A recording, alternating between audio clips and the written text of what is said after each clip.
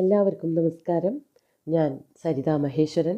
ഇന്ന് ശ്രീമദ് വാൽമീകി രാമായണത്തിലെ ബാലകാണ്ഡത്തിലെ 8ാമത്തെ സർഗത്തിൽ 17 മുതൽ 24 വരെയുള്ള ശ്ലോകങ്ങളാണ് നമ്മൾ പഠിക്കാൻ പോകുന്നത്.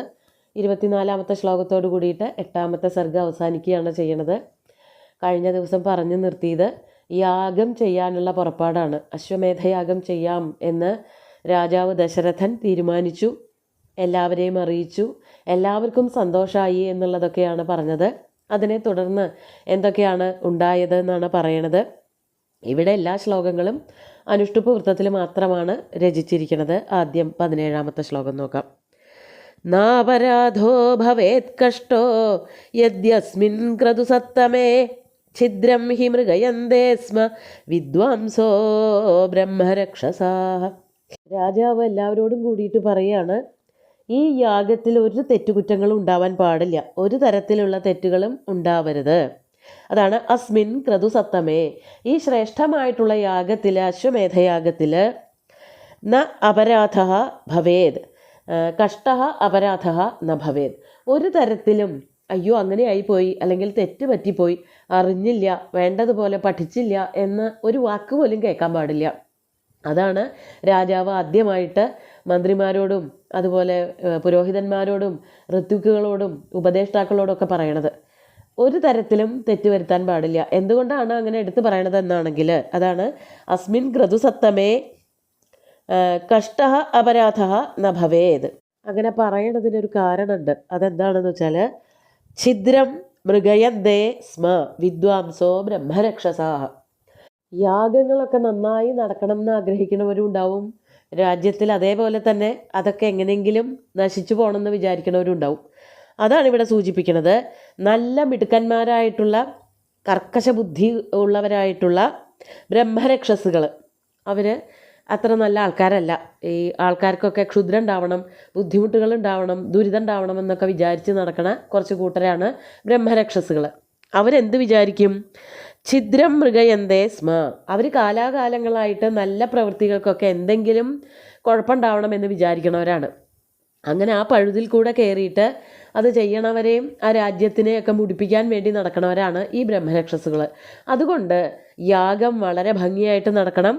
അതിൽ ഒരു തെറ്റുകുറ്റങ്ങളും ഉണ്ടാവാൻ പാടില്ല. പഴുതടച്ചിട്ടുള്ള ഗംഭീരമായിട്ടുള്ള യാഗം തന്നെയാണ് ഇവിടെ നടക്കേണ്ടത്. ആരെയും അതിലേക്ക്, അതായത് ഈ ക്ഷുദ്രശക്തികളെ, ചീത്ത ശക്തികളെ ഒന്നും അതിലേക്ക് പ്രവേശിപ്പിക്കരുത് എന്നർത്ഥം. ബ്രഹ്മരക്ഷസുകൾ പ്രവേശിക്കുന്നത് ആരും കാണുമൊന്നുമില്ല. പക്ഷേ എന്തെങ്കിലും തെറ്റുകുറ്റങ്ങൾ വരുമ്പോൾ അവരവിടെ കയറി ആ യാഗം മുഴുവനും നശിപ്പിക്കും.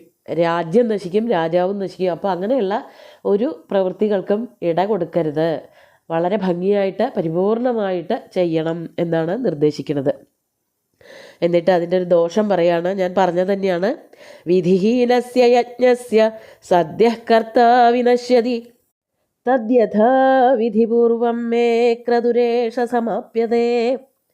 അതാണ് വിധിഹീനസ്യ യജ്ഞസ്യ കർത്താ സദ്യഃ വിനശ്യതി.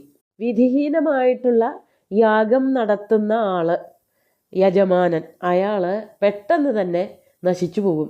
അയാൾക്കും നാശം ഉണ്ടാവും, രാജ്യത്തിനും നാശം ഉണ്ടാവും. അതാണ് വിധിഹീനമായിട്ട്, അതായത് ഒരു ക്രമമല്ലാതെ. അതിനൊക്കെ പ്രത്യേകം ഗ്രന്ഥങ്ങളൊക്കെ ഉണ്ടല്ലോ, ഇന്ന രീതിയിലെല്ലാം ചെയ്യണം. അശ്വമേധയാഗത്തിൻ്റെ ചടങ്ങുകൾ സ്മൃതികളിലും ധർമ്മഗ്രന്ഥങ്ങളിലും വേദങ്ങളിലും ഒക്കെ പറഞ്ഞു വച്ചിട്ടുണ്ടാവും. അതൊക്കെ വേണ്ടതുപോലെ പഠിച്ചിട്ട് വേണം യാഗം ചെയ്യാൻ. അങ്ങനെയല്ല, തെറ്റുകൾ വന്നുപോയി എന്നുണ്ടെങ്കിൽ ബ്രഹ്മരക്ഷസുകൾ പ്രവേശിക്കുമെന്നുള്ളത് മാത്രമല്ല, ചെയ്യണ ആൾ നശിക്കുകയും ചെയ്യും. അതുകൊണ്ട് തദ്യഥാവിധിപൂർവം മേ ക്രതുരേഷ സമാപ്യതേ. അതുകൊണ്ട് എൻ്റെ, അതായത് ഞാനായിട്ട് തുടങ്ങാൻ ഉദ്ദേശിക്കണ ഈ അശ്വമേധയാഗം ഉണ്ടല്ലോ, മേ ഏഷ ക്രതു, ഞാൻ തുടങ്ങാനിരിക്കുന്നതായ ഈ യാഗം വിധിപൂർവം സമാപ്യതേ, വിധിപൂർവമായിട്ട് തന്നെ തുടങ്ങുകയും അവസാനിക്കുകയും വേണം. എന്തെങ്കിലുമൊക്കെ കാട്ടിക്കൂട്ടി അവസാനിപ്പിക്കുകയല്ല, എങ്ങനെയെങ്കിലുമൊക്കെ തുടങ്ങുകയല്ല. അതിന് കൃത്യമായിട്ടുള്ള നിയമങ്ങളുണ്ടാവും. അതൊക്കെ പാലിച്ചുകൊണ്ട് തന്നെ വേണം യാഗം ചെയ്യാനും അത് കൊണ്ടു നടക്കാനും അവസാനിപ്പിക്കാനും. അതിൽ യാതൊരു വിട്ടുവീഴ്ചയും ഇല്ല എന്നാണ് രാജാവ് പറയണത്. എന്നിട്ട് 19ാമത്തെ ശ്ലോകം നോക്കാം. തഥാ വിധാനം ക്രിയതാം സമർത്ഥാഃ സാധനേഷ്വിതി തഥേതി ചാബ്രുവൻ സർവേ മന്ത്രിണഃ പ്രതിപൂജിതാഃ. അതുകൊണ്ട് എങ്ങനെയാണോ ഈ പുരോഹിതന്മാർ ഋത്വിക്കുകൾ പറയണത് അതേപോലെ തന്നെ ചെയ്തോളുക. തഥാവിധാനം ക്രിയതാം, അതിനുള്ള എല്ലാ തയ്യാറെടുപ്പുകളും ഉണ്ടാക്കി വച്ചോളുക. ഓരോന്ന് അതത് സമയങ്ങളിൽ കൃത്യമായ ആവശ്യത്തിന് ഉപയോഗിക്കാൻ തക്കവണ്ണം അവിടെ ഉണ്ടാവണം. ഓരോന്ന് ആ സമയത്ത് തപ്പിക്കൊണ്ട് നടക്കാൻ പാടില്ല. അങ്ങനെ ഒന്നിനൊരു കുറവ് വരരുത്, വിധി മാറുകയും ചെയ്യരുത്. അങ്ങനെ സമർത്ഥാഹ സാധനേഷ്വിതി, ആ സംഭാരങ്ങൾ, ഒരു യാഗത്തിന് വേണ്ടുന്ന സാധനങ്ങളൊക്കെ ഒരുക്കി വെക്കണമല്ലോ, അതിൽ മിടുക്കന്മാരായിട്ടുള്ള നിങ്ങളെല്ലാവരും തന്നെ അതിനായിട്ട് നന്നായി പ്രവർത്തിച്ചോളൂ, നന്നായി പ്രയത്നിച്ചോളൂ. വിധാനം ക്രിയതാം, അതിനുള്ള തയ്യാറെടുപ്പുകളൊക്കെ നടക്കട്ടെ, എല്ലാവരും അതിനായിട്ട് ഉത്സാഹിച്ചോളൂ. എന്നിട്ട് തഥേതി ചാബ്രുവൻ സർവേ മന്ത്രിണ പ്രതിപൂജിതാഹ. തഥാ ഇതി, അങ്ങനെ ആവട്ടെ, ഞങ്ങളെല്ലാം വേണ്ടതുപോലെ ചെയ്തോളാം എന്ന് സർവേ മന്ത്രിണ പ്രതിപൂജിതാ സർവേ മന്ത്രിണ അബ്രുവൻ. രാജാവിനാൽ വരുത്തപ്പെട്ട, രാജാവ് വേണ്ടതൊക്കെ അറിയിച്ച് അംഗീകരിച്ച മന്ത്രിമാരുണ്ടല്ലോ, അവരെല്ലാവരും തന്നെ തിരിച്ച് അങ്ങനെ ആവട്ടെ, വേണ്ടതുപോലെയൊക്കെ ചെയ്യാം എന്ന് ഉറപ്പ് കൊടുത്തു. അതാണ് അബ്രുവൻ, തിരിച്ചും പറഞ്ഞു. എന്നിട്ട് 20ാമത്തെ ശ്ലോകം നോക്കാം. പാർത്ഥിവേന്ദ്രസ്യ തദ്വാക്യം യഥാപൂർവം നിശമ്യതേ തഥാ ദ്വിജാസ്തേ ധർമ്മജ്ഞ വർദ്ധയന്തോ നൃപോത്തമം. ഇനി പാർത്ഥിവേന്ദ്രൻ, ആ മഹാരാജാവായിട്ടുള്ള ദശരഥൻ്റെ വാക്കുകൾ എപ്പോഴാണോ അവിടെ കൂടിയിരുന്ന എല്ലാ ഋത്വിക്കുകളും അല്ലെങ്കിൽ അവിടുത്തെ ബ്രാഹ്മണരൊക്കെ കേട്ടത്, അതാണ് പറഞ്ഞത്. പാർത്ഥിവേന്ദ്രസ്യ തത് വാക്യം, രാജാവ് പറഞ്ഞതായ ആ വാക്യം കേട്ടിട്ട് യഥാപൂർവം നിശമ്യതേ, ആ ക്രമപ്രകാരം കേട്ടുകൊണ്ടിരിക്കുന്നവരായിട്ടുള്ള ദ്വിജാഹ, അവർ എപ്പോഴാണോ കേട്ടത്, അവരെല്ലാം, ഈ ദ്വിജന്മാരെന്താ പറഞ്ഞത്? തഥാ, അങ്ങനെ തന്നെ ആവട്ടെ എന്ന്. തേ ധർമ്മജ്ഞാഹ ദ്വിജാഹ നൃപോത്തമം വർദ്ധയന്ത ധർമ്മജ്ഞാഹ ദ്വിജാഹ തഥാ ഇതി അബ്രുവൻ. രാജാവിൻ്റെ യശസ് വർദ്ധിപ്പിക്കാനും രാജാവിനെ എല്ലാ തരത്തിലും സഹായ സഹകരണങ്ങൾ കൊടുത്തുകൊണ്ടും ഇരിക്കുന്നവരായ ബ്രാഹ്മണരെല്ലാവരും തന്നെ അങ്ങനെ ആവട്ടെ, വേണ്ടതുപോലെ നമുക്ക് എല്ലാവർക്കും കൂടി നടത്താം എന്ന് രാജാവിനോട് മറുപടിയും പറഞ്ഞു. ഇതൊക്കെ അവരുടെ സംഭാഷണങ്ങൾ അതേപോലെ തന്നെ എടുത്തെഴുതിയിരിക്കുകയാണ്. മന്ത്രിമാർ പറഞ്ഞു, ബ്രാഹ്മണർ പറഞ്ഞു എന്നൊക്കെയാണ് ഇവിടെ വർണ്ണിച്ചത്. നമുക്ക് 21ാമത്തെ ശ്ലോകം നോക്കാം. അനുജ്ഞാതാസ്തത സർവേ പുനർജഗ്മുര്യഥാഗതം വിസർജയിത്വാ താൻ വിപ്രാൻ സചിവാനിതമബ്രവീത്. അങ്ങനെ കുറേ പേരെ വിളിച്ചു വരുത്തിയല്ലോ, എല്ലാവരെയും ഒരുവിധം വിളിച്ചു വരുത്തി തന്നെയാണ് ഉണ്ടായത്. ആദ്യം ബ്രാഹ്മണരെ ആയിരുന്നു, ഋത്വിക്കുകളെ, പുരോഹിതന്മാരെയൊക്കെയാണ് വിളിച്ചു വരുത്തിയത്. അവരോടൊക്കെ തിരിച്ചു പൊക്കോളാൻ പറഞ്ഞു. അതാണ് അനുജ്ഞാതാഹ. തതഃ അനുജ്ഞാതാഹ, അതിനുശേഷം രാജാവിൻ്റെ അനുമതി ലഭിച്ചവരായിട്ടുള്ള ആ പുരോഹിതന്മാരെല്ലാവരും തന്നെ തേ യഥാഗതം പുനർജഗ്മു, എവിടെ നിന്നാണോ വന്നത്, എപ്രകാരമാണോ വന്നത് അവിടേക്ക് തന്നെ അതേപോലെ തിരിച്ചുപോയി. അതായത് ബ്രാഹ്മണർ അവരവരുടെ ഗൃഹങ്ങളിലേക്ക്, അല്ലെങ്കിൽ അവരെവിടെയാണോ കൊട്ടാരത്തിൽ താമസിക്കുന്നത് അവിടേക്ക് പോയി. എന്നിട്ട് അവിടെ ബാക്കിയുള്ളവരാരാണ്? മന്ത്രിമാർ ബാക്കിയുണ്ട്. അവരോട് രാജാവ് എന്താ പറഞ്ഞതെന്ന് പറയാണ്. താൻ വിപ്രാൻ വിസർജയിത്വ, വിപ്രന്മാരെ, ബ്രാഹ്മണരെ എല്ലാവരെയും പറഞ്ഞയച്ചതിന് ശേഷം, വിസർജയിത്വ എന്ന് പറഞ്ഞാൽ പറഞ്ഞയച്ചിട്ട്, സജീവാൻ ഇതം അബ്രവീത്, ദശരഥൻ തൻ്റെ മന്ത്രിമാരോടായിട്ട് ഇപ്രകാരം പറഞ്ഞു. ആദ്യം എല്ലാവരോടും കൂടിയിട്ടാണ് പറഞ്ഞത്. അപ്പോൾ എല്ലാവരും തലയാട്ടി. ബ്രാഹ്മണർ എല്ലാത്തിനും വലിയ സഹകരണം, സപ്പോർട്ടാണ് കൊടുത്തത്. അതുകൊണ്ട് ബ്രാഹ്മണരോട് പൊക്കോളാൻ പറഞ്ഞു. പിന്നെ മന്ത്രിമാരെന്ന് പറയുമ്പോൾ കുറച്ചും കൂടിയും അടുത്തിടപഴകുന്നവരാണ്, അവരോട് കുറച്ചും കൂടിയും സമർത്ഥമായിട്ട് അല്ലെങ്കിൽ ശക്തിയായിട്ട് പറയാൻ പറ്റും. അതുകൊണ്ട് അവരെ ഒന്നുകൂടി വിളിച്ചു വരുത്തിയിട്ട് കാര്യമായിട്ട് രാജാവ് പറയുകയാണ്. അതാണ് സചിവാൻ, മന്ത്രിമാരോട് ഇതം അബ്രവീത്, ഇപ്രകാരം പറഞ്ഞു. എന്താ പറഞ്ഞത്? 22ാമത്തെ ശ്ലോകം. ഋത്വിഗ്ഭിരുപസന്ദിഷ്ടോ യഥാവത് ക്രതുരാപ്യതാം ഇത്യുക്ത്വാ നൃപശാർദൂല സചിവാൻ സമുപസ്ഥിതാൻ. 23 കൂടിയും കൂട്ടി പറയാം. വിസർജയിത്വാ സ്വം വേശ്മ പ്രവിവേശ മഹാമതി. അങ്ങനെ ആ മന്ത്രിമാരോട് ഒന്നും കൂടി പറയുകയാണ്, ഞാൻ മാത്രമല്ല പറഞ്ഞത്, ഋത്വിക്കുകളും എനിക്ക് നല്ല പോലെ വേണ്ടതുപോലെ സഹകരണം പറഞ്ഞു വച്ചിട്ടുണ്ട്. വേണ്ടതൊക്കെ ചെയ്ത് ഭംഗിയാക്കാം എന്ന് പറഞ്ഞിട്ടുണ്ട്. അപ്പോൾ അവരെന്താണോ പറയണത് അതൊക്കെ അവിടെ എത്തിക്കണം. അതാണ് ഋത്വിഗ്ഭി ഉപസന്ധിഷ്ട.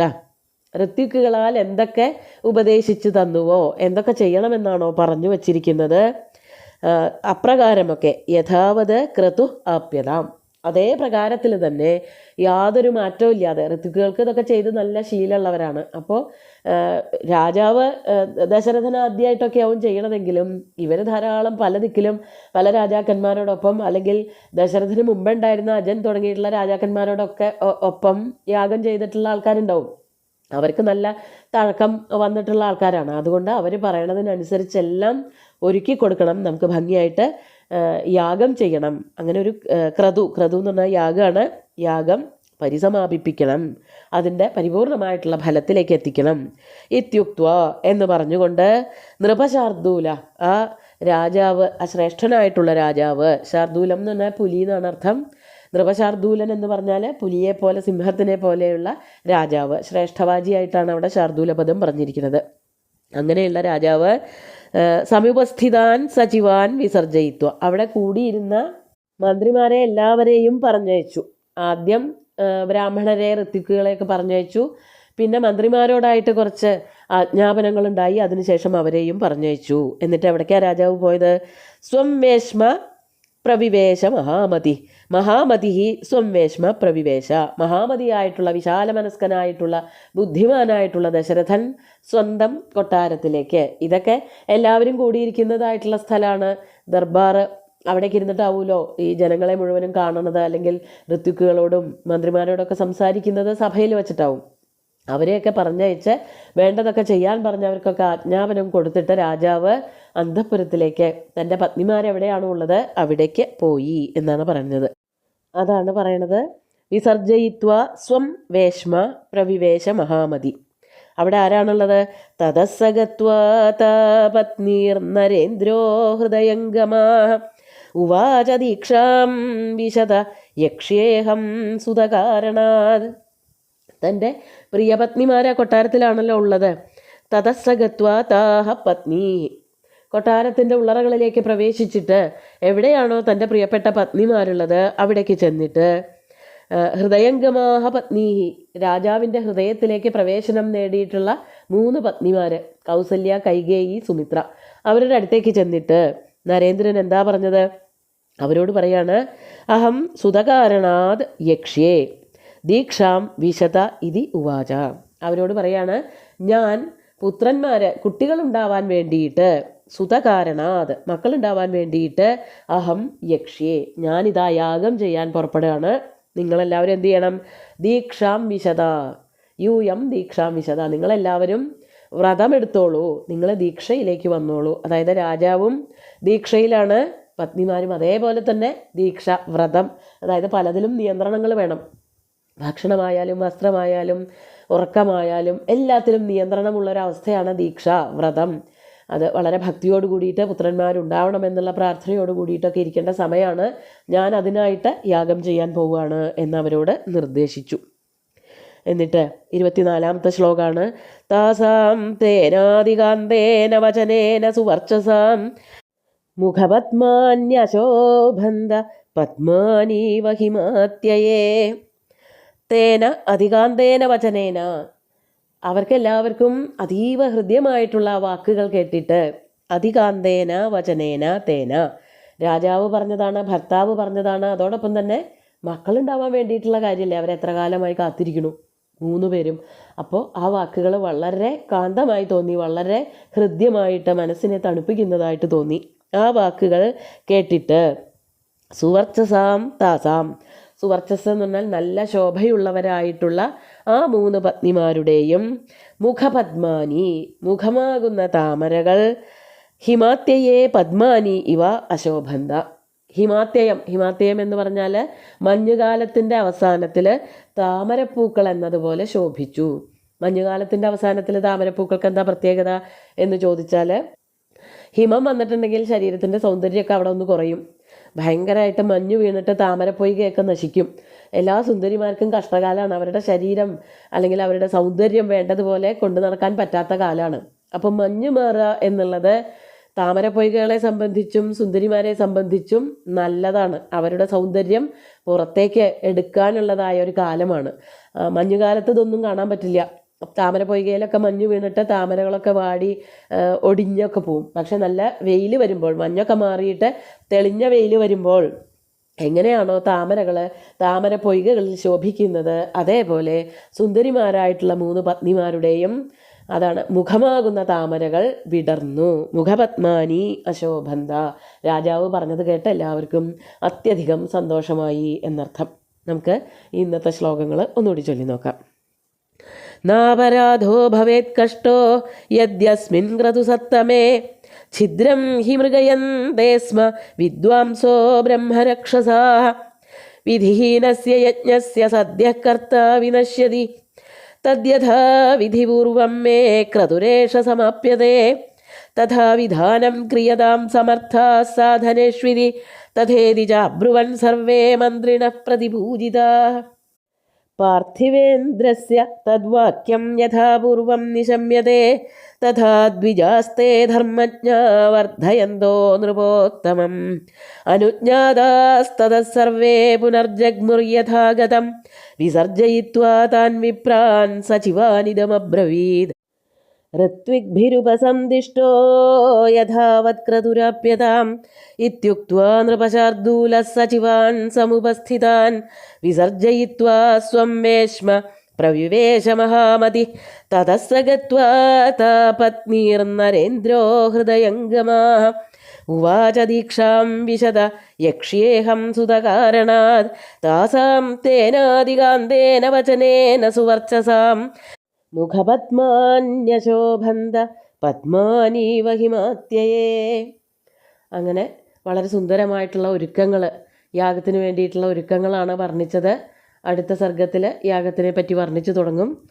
സുന്ദരമായിട്ടുള്ള എല്ലാ ശ്ലോകങ്ങളും ഭഗവാൻ ശ്രീരാമചന്ദ്രൻ്റെ കാൽക്കൽ അർപ്പിച്ചുകൊണ്ട് ഗുരുവായൂരപ്പനെ സാഷ്ടാംഗം നമസ്കരിച്ചുകൊണ്ട് എല്ലാവർക്കും ശുഭദിനം നേർന്ന് നിർത്തട്ടെ. നന്ദി.